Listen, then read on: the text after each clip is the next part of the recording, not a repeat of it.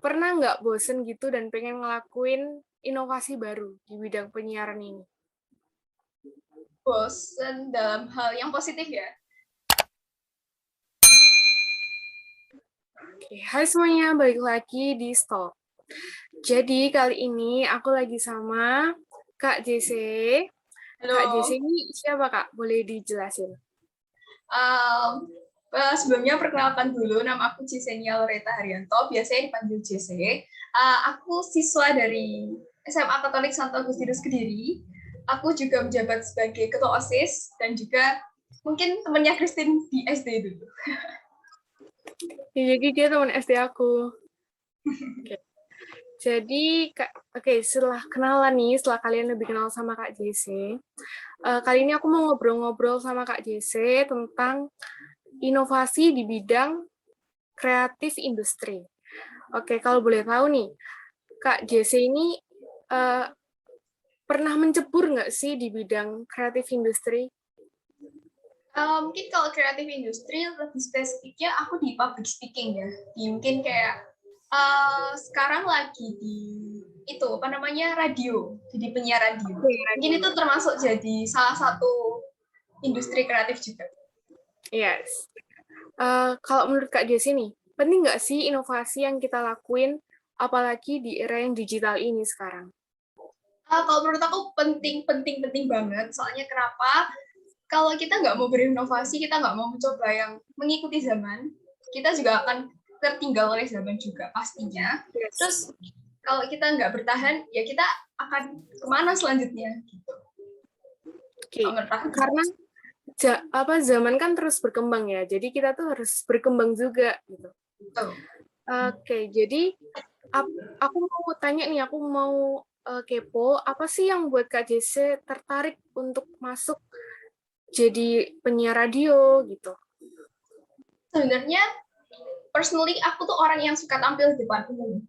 Oke. Aku suka tampil dan aku menyadari bahwa itu satu kelebihan, nggak semua orang punya itu. Jadi kalau personally aku mau kembangin yang aku punya, ya salah satunya lewat itu tadi, ikut radio dan sebagainya macam gitu. Jujur susah kan ngomong di depan banyak orang, Ya, apalagi live kan itu. Aku iya, aja iya, tadi benar. sebelum podcast ini kayak deg-degan gitu, gimana ntar ngomongnya takut salah. Pernah nggak kayak ada momen-momen lucu atau gimana waktu jadi penyiar, kayak salah ngomong atau gimana gitu? Kalau waktu jadi penyiar kan, aku selama ini masih berdua ya. Dia ada partner aku. Aku tuh kebalik sebut nama. Aku sebut nama dia sebut nama aku. Oh, kebalik sebut Iya. nama. Oke. Terus kalau misalnya kayak pernah nggak ada momen kayak yang udah malu banget nih, tapi bingung gimana cara nyiasatinnya, itu pernah nggak? Kalau mungkin malu banget itu waktu tampil live ya. Mungkin kalau kayak MC gitu. Kayak misal Oke. salah ngomong atau partnernya nggak baca rundown itu mungkin harus saling backup sih. Oh Itu iya, kan, karena kan berpartner. iya, iya. Kalau mungkin sendiri ya, kalau kesalahan dibuat bercanda aja. Yes. Disimpangin supaya nggak serius-serius amat. Iya, betul, Oke. betul. Jadi kan di industri kreatif zaman sekarang ini semakin berkembang, semakin banyak pesaing, uh, banyak juga anak-anak muda yang jadi penyiar gitu. Apa sih dari Kak JC supaya kita tuh bisa bertahan? Yang pasti kita harus tetap up to date ya. Satu harus tetap up to date karena itu hal yang sering dibicarakan dan kita juga harus nyambung. Yang kedua, be authentic. Menurutku, Oke. aku ini punya suara yang medok dan di radio itu nggak banyak yang punya suara medok. Jadi Jadi itu salah satu ya ciri khas autentik dan juga istilahnya jangan terlalu ikut-ikut juga. Mungkin terinspirasi boleh, tapi jangan terlalu yang mencontoh. Kan ada yang itu istilah ATM, amati oke. tiru modifikasi. Kalian boleh mengamati, boleh meniru, tapi harus dimodifikasi sesuai style kalian sendiri. Kalau menurut aku sih gitu. Oke, kalau boleh tahu siapa sih idola Kak JC yang jadi penyiar gitu? Ada nggak? Punya nggak idola yang jadi penyiar? Oh, aku pengen jadi penyiar karena aku suka orang ini gitu. Atau Sebenarnya keinginan diri saya. Oke, ada. siapa nih? Waktu itu sebenarnya dia sekarang profesinya sebagai MC. MC di wilayah kota Kediri sih. Jadi mungkin kalau ada event wedding atau ulang tahun, dia yang paling sering aku lihat. Nah, dia itu, aku pelajari dia, aku lihat karirnya dia itu, dia berawal dari penyiar radio. Terus aku berpikir, kenapa sih nggak mencoba, siapa tahu juga aku dapat pengalaman baru, aku dapat pelajaran baru di situ, dan nggak ada salahnya juga, karena aku masih muda juga. Jadi gitu. Jadi pertama karena suka sama lihat orang ini, cara Kalau dari Kak Jesse nih, nanti habis dari penyiar radio ada nggak mau nerusin kayak lebih serius atau cuma sekedar coba-coba aja gitu? Kalau kedepannya, jujur mungkin lebih fokus kuliah, tapi berarti kan juga bisa dijadikan apa ya, istilahnya hobi yang menghasilkan juga. Semoga aja di jalannya ke sana. Gitu sih. Tapi kalau selama ini di radio gitu kan ngobrol terus, asik nggak sih kayak? Tapi kan kalau setauku ya, kalau radio itu pernah datengin narasumber juga gitu. Kalau di masa yang COVID ini, itu apa juga datengin atau via online? Tetap kalau di radio yang aku ya tetap ada yang datengin, mungkin tapi nggak sesering yang dulu, mungkin kadang 1 bulan sekali, 2 bulan sekali gitu. Nggak terlalu. Menurut Kak Jesse jadi nilai plus nggak? Jadi penyiar radio, kayak ketemu orang baru gitu? Iya, apalagi setiap kita siaran, kita kan harus membawakan suatu materi. Jadi mau nggak mau kita harus membaca. Jadi dengan membaca itu setidaknya at least kita dapat pengetahuan baru. Jadi menguntungkan lah. Tapi Kak Jesse, aku boleh tahu nggak jadwal penyiarnya itu kapan, jadwal siarannya kapan, atau seminggu 2 kali gitu? 1 minggu sekali. Jadi karena di angkatanku itu, jadi mereka tuh sistemnya kayak audisi. Nah, mereka audisi menjaring beberapa. Nah, karena banyak, mungkin karena banyak itu jadwalnya mungkin 1 minggu sekali dulu, nanti kalau udah gantian baru 2 minggu sekali gitu. Salah. 1 minggu 2 kali. Oke, jadi sekarang 1 minggu sekali dulu. Yep. Di radio apa? Nanti kalau teman-teman boleh dengerin loh, kalau Kak Jesse siaran di radio Tas apa? FM di Tas FM Kediri. Oke. Pernah nggak bosen gitu dan pengen ngelakuin inovasi baru di bidang penyiaran ini? Bosen dalam hal yang positif ya. Dalam hal kalau bosen terus lanjutnya males-malesan, jarang, mungkin tapi pernah jarang. Tapi kalau misal bosen mau karena ke inovasi, itu harus dilakukan kalau menurut aku. Karena ketika kita kayak merasa monoton dan ya kita perlu inovasi gitu. Dan jawabanku pernah. Biasanya inovasi apa sih yang Kak Jesse lakuin? Kalau khususnya dari penyiar radio sendiri ya, itu mungkin dari kosakatanya, inovasi dari pembawaannya, kosakatanya, terus juga materinya, nggak seputar misal minggu ini pendidikan, minggu depan pendidikan lagi, mungkin itu yang di rolling terus. Sama juga karena memang radio mungkin sekarang menurun, jadi gimana caranya meningkatkan minat radionya itu, pendengar radionya itu sendiri. Oke, kalau jujur ya, di rumahku itu 24 jam tuh nyetel radio, jadi kayak radio tuh nyala terus gitu loh.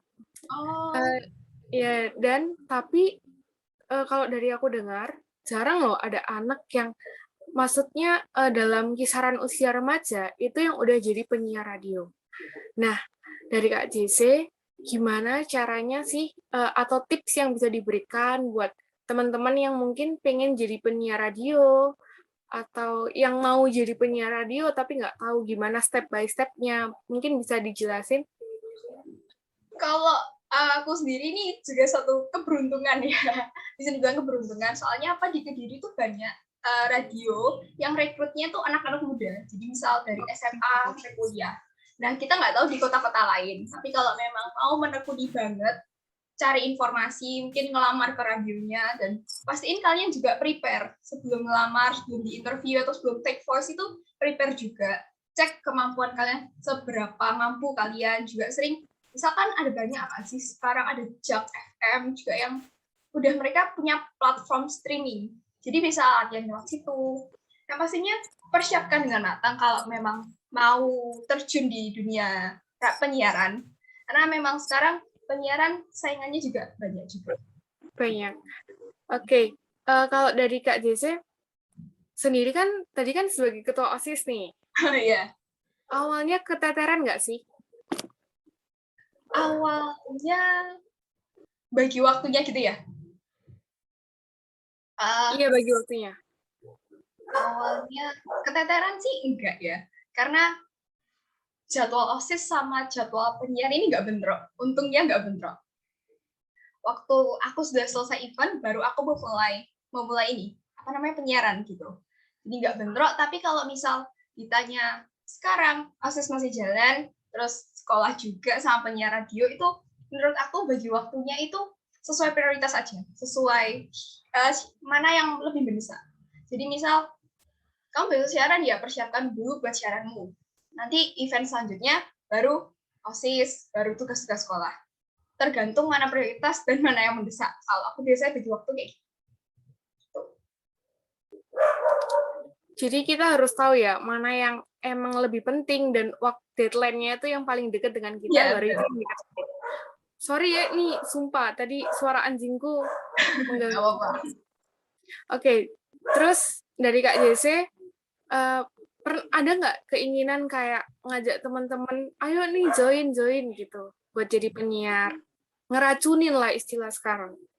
Sebenarnya kalau di sekolah aku sendiri punya namanya radio KS. Jadi di situ anak-anak OSIS ya istilahnya penyiar kecil-kecilan waktu istirahat. Jadi mereka mainkan musik, mereka ngomong kayak penyiar, dan di Kediri aku lihat itu udah beberapa sekolah bahkan punya extra public speaking. Jadi menurutku dari mereka yang punya extra public speaking, yang udah ada bakat di sekolah, disediakan fasilitas, ayo lebih terjun lagi aja. Karena public speaking bukan hanya suatu talenta, tapi juga bisa menghasilkan, bisa menambah wawasan juga. Gitu. Oke, jadi selagi ada fasilitasnya, mending digunakan sebaik mungkin gitu ya. Kalau dari Kak JC, nanti pernah nggak mau lanjutin jadi konten kreator di YouTube? Kan banyak nih sekarang kayak YouTuber yang punya YouTube, dia nge-podcast gitu. Pernah nggak? Apa kepikiran, aduh nanti aku pengen kalau misalnya nanti kuliah agak senggang buka YouTube, punya podcast gitu. Sebenarnya aku nggak terlalu mau mengarah ke situ ya, karena apa ya? Ya mungkin belum ketemu passionnya di situ. Tapi sekarang aku kadang record hasil penyiar. Waktu aku siaran aku record, terus aku upload di IG. Ada gitu. Dan mungkin beberapa kali sih. Dan mungkin aku nggak terlalu ngoyo ke situ, tapi buat have fun aja kalau misal upload posting gitu. Dan ngomong-ngomong tentang podcast, sebenarnya sekarang banyak sih menurutku anak-anak muda yang podcast, yang saling tanya-tanya ke teman-temannya juga. Dan mungkin itu ya bisa menjadi alternatif juga. Oke. Apalagi sekarang nih aku ini lagi podcast kan. Jadi teman-teman yang nonton ini dan kepikiran buat nanti bikin podcast ya, bisa sih tanya-tanya sama Kak Jesse, atau yang pengen belajar penyiaran, kalau boleh tahu IG-nya apa? Supaya teman-teman bisa tanya-tanya nih, bisa berinteraksi nanti. IG-ku @jesenia.loreta, S-double-R. Jesenia.loreta, S-nya double, R-nya double. Oke, nanti kalian follow ya, harus follow Kak Jesse. Selain Instagram nih, jadi nguploadnya cuma di Instagram atau ada selain Instagram kayak Twitter atau gimana gitu? Atau di Spotify? Sekarang banyak podcast yang di Spotify. Kalau jujur Spotify aku belum tahu caranya. Aku belum tahu. Belum caranya. Tapi kalau Twitter aku nggak main sih. Aku mungkin mainnya Instagram. Mainnya Instagram. Jadi cuma Instagram, nggak ada Twitter? Ada, tapi nggak aktif. Oh, nggak aktif ya. Jadi kalian harus follow ya Instagramnya, oke? Oke, terima kasih Kak JC yang udah mau meluangkan waktu datang ke podcast dan mau sharing-sharing sama kita.